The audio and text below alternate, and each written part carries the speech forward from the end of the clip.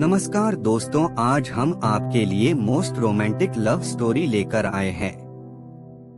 हम आशा करते हैं कि आपको ये रियल रोमांटिक लव स्टोरी पसंद आएगी। और हाँ, कहानी पूरी जरूर सुने, कहानी सस्पेंस से भरपूर है। ये लव स्टोरी अक्षय नाम के एक लड़के की है जो अपने घर जाने के लिए मुंबई रेलवे स्टेशन पे अपनी ट्रेन आने का इंतजार कर रहा था। तो चलिए हम जानते हैं कि अक्षय की प्रेम कहानी की शुरुआत कैसे हुई। ये कहानी शुरू होती है अक्षय अपने घर अपनी बहन की शादी में जाने के लिए मुंबई रेलवे प्लेटफॉर्म पर अपनी ट्रेन आने का इंतजार कर रहा था कि तभी एक लड़की उसके पास आकर पूछती है, ये मुंबई से हावड़ा जाने वाली ट्रेन कितने बजे तक आएगी? अक्षय 8 PM में आएगी। वह लड़की फिर वही प्लेटफॉर्म पे ही बैठ जाती है और ट्रेन के आने का इंतजार करने लगती है। थोड़ी देर बाद रात के 8 बज जाते हैं लेकिन ट्रेन नहीं आती है। तो वह लड़की अक्षय की ओर देखती है तो अक्षय काउंटर पे जाके पूछता है कि ट्रेन अभी तक क्यों नहीं आई। तो काउंटर वाले अक्षय को बताते हैं कि घना कोहरा होने के कारण ट्रेन थोड़ी देर से पहुंचेगी। अब अक्षय उस लड़की के पास जाता है और कहता है कि घना कोहरा होने के कारण ट्रेन थोड़ी देर से आएगी, वैसे आपको जाना कहाँ है? लड़की, मुझे बर्दवान जाना है। और आप? अक्षय, मैं भी कोलकाता जा रहा अपनी बहन की शादी में। दोनों ट्रेन आने का इंतजार करने लगते हैं। दिसंबर का महीना था और ठंड काफी अधिक थी। अक्षय ने देखा कि वह लड़की ठंड से खुद को सिकोड़ रही होती है। अक्षय 2 चाय लेकर उसके पास जाता और कहता है, ठंड थोड़ी ज्यादा है, क्या आप चाय पीना पसंद करोगी? लड़की, जी थैंक यू।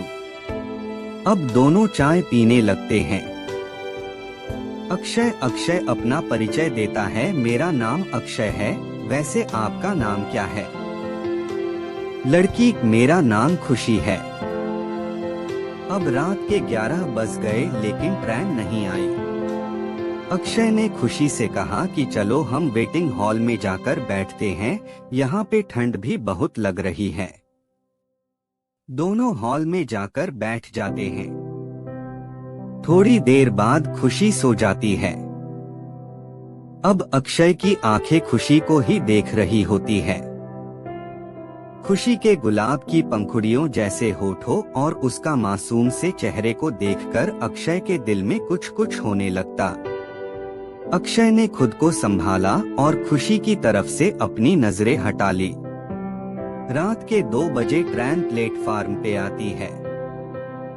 अक्षय तुरंत जाकर खुशी को उठाता है और फिर दोनों ट्रेन में जाकर बैठ जाते हैं।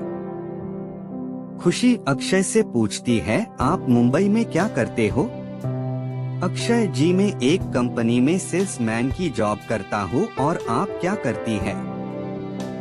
खुशी, मैं अभी मुंबई से होटल मैनेजमेंट की पढ़ाई कर रही हूँ। दोनों एक दूसरे से बातें करने लगे और बातों ही बातों में खुशी ने अक्षय से पूछा कि क्या आपकी शादी हो गई है? अक्षय मुस्कुराते हुए कहता है, जी नहीं, अभी तक तो नहीं हुई। आगे कुछ पता नहीं। खुशी, आपकी कोई गर्लफ्रेंड है?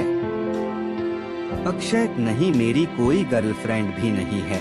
वैसे कोई लड़की मुझे मिली ही नहीं जिसे मैं अपनी गर्लफ्रेंड बनाऊं। खुशी, कैसी लड़की चाहिए आपको, जरा हमें भी बताइए। अक्षय, बिल्कुल आपकी जैसी। खुशी, मेरी जैसी ही क्यों? अक्षय, आप बहुत ही प्यारी और मासूम हो और आपकी ये प्यारी प्यारी बातें मुझे अच्छी लगती है। खुशी, अच्छा जी, ये बात है, तो चलिए अब हम आपके लिए अपने जैसी कोई मासूम ही लड़की ढूंढते हैं। आप अपना फोन नंबर हमें दे दो ताकि लड़की मिलने के बाद कांटेक्ट हो सके। अक्षय तुरंत अपना फोन नंबर खुशी को देता है। थोड़ी देर बाद खुशी सो जाती है लेकिन अक्षय को नींद ही नहीं आती है। वह सिर्फ खुशी को ही देखता रहता है। ऐसा लगता है मानो अक्षय के दिल में खुशी के लिए प्यार का फूल खिल रहा हो। अक्षय उस पल अपनी आंखों कैद कर रहा था। वह सोच रहा था कि क्या पता फिर कभी खुशी से मुलाकात होगी या नहीं। अब सुबह हो गई थी, ट्रेन बर्दवान पहुंचने वाली थी। खुशी अक्षय से कहती है, मेरी मंजिल आ गई, अब मैं चलती हूँ। अक्षय थोड़ा उदास हो जाता है। उसे ऐसा लगता है कि कोई अपना उसे छोड़कर जा रहा हो। ट्रेन बर्दवान स्टेशन पे रुकती है और खुशी मुस्कुराते हुए अक्षय को अलविदा कहती है। अक्षय ट्रेन की खिड़की से खुशी की तरफ देखता रहता है। खुशी भी अक्षय को आखिरी बार पीछे मुड़कर देखती है। उसके दिल में भी अक्षय के लिए कुछ फीलिंग्स थी। ट्रेन अब स्टेशन से चल पड़ती है, लेकिन अक्षय अभी भी खुशी को ही याद कर रहा था। कुछ समय बाद अक्षय के फोन पे एक मैसेज आता है जिसमें लिखा था, तुम्हारे लिए लड़की मिल गई, उसका नाम खुशी है और ये उसका फोन नंबर है। अक्षय ने तुरंत उस नंबर पे कॉल किया।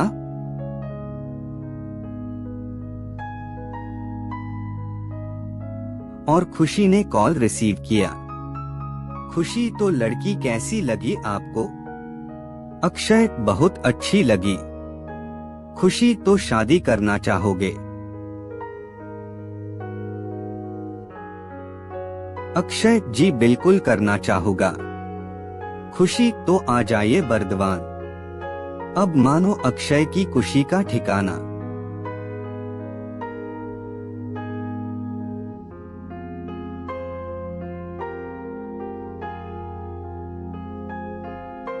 नहीं रहा।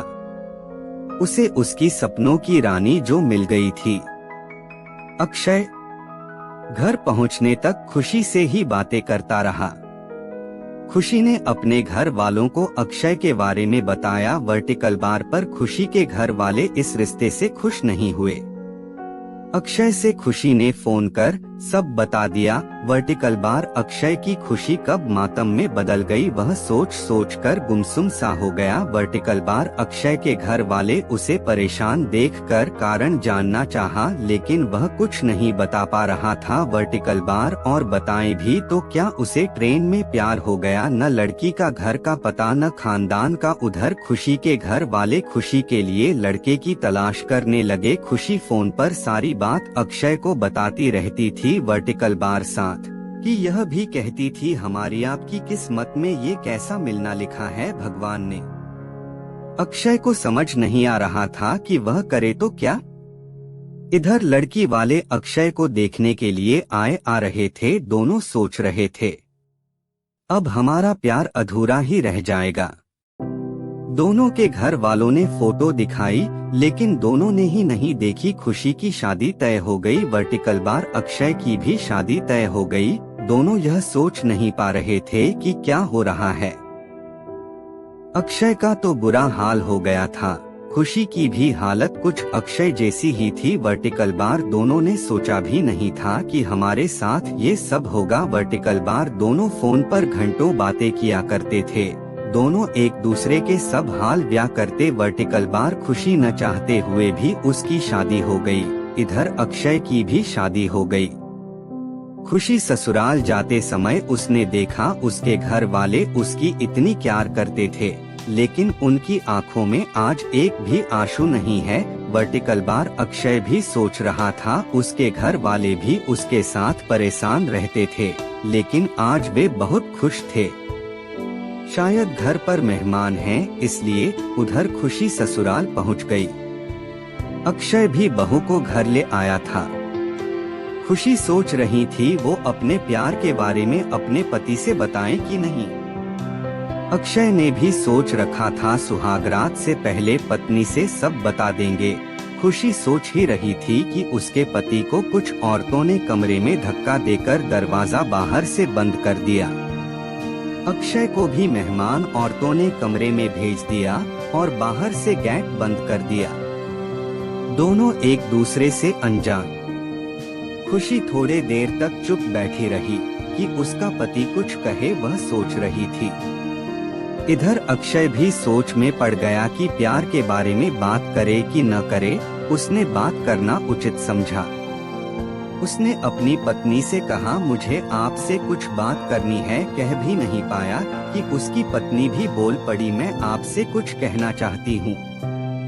दोनों एक साथ बोले। अक्षय ने कहा, हाँ कहो, क्या बोलना है। उसकी पत्नी बोली, नहीं पहले आप बताएं क्या कहना चाहते हैं। अक्षय, ठीक है, मैं एक लड़की से प्यार करता हूँ। पत्नी ने कहा, इसमें अलग क्या है, वो तो सब करते हैं। शादी किसी खास किसी किस्मत वाले से होती है। अक्षय बोला, मेरी किस्मत में भगवान ने उससे मिलना क्यों नहीं लिखा। आप क्या कहना चाहती हैं? पत्नी ने कहा, सही कह रहे हैं आप, भगवान ने मेरी किस्मत में भी उससे मिलना क्यों नहीं लिखा। अक्षय जल्दी बोल पड़ा, क्या आप भी किसी से प्यार करती हैं? जी बहुत, पर मिले सिर्फ एक बार, वो भी पहली बार और आखिरी बार प्लेटफार्म पर। अक्षय कहा कहते हुए उसने अपनी पत्नी का घूंघट हटा दिया और देखकर उसके होश उड़ गए। वह कुछ बोल नहीं पा रहा था और आंखों से आंसुओं की धारा बहने लगी। वर्टिकल बार अक्षय को देखकर वहीं